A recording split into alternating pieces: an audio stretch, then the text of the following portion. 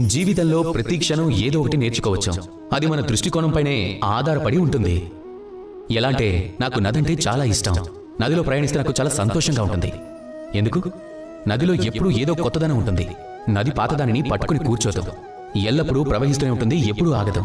అది ఎప్పటి వరకు ఆగదంటే సముద్రంలో కలిసిపోయేంత వరకు ఆగదు. కొంచెం ఇదే విధంగా మన జీవితాన్ని కూడా జీవించాల్సి ఉంటుంది.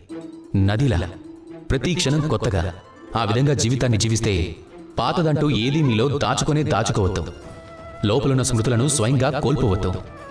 ఏదైతే వర్తమానం ఉందో, ఏదైతే ఈ క్షణం ఉందో, అదే అన్నింటికన్నా శ్రేష్టమైనది. ఇందులోని జీవితాన్ని జీవించండి. నదిలా ప్రవహిస్తూ ఉండండి.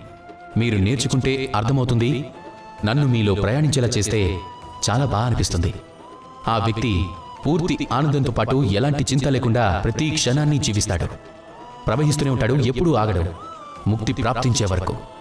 అలాంటి వ్యక్తిలో రాధాకృష్ణలో నివసిస్తారు. రండి, నాతో పాటు ప్రేమగా చెప్పండి, రాధాకృష్ణ.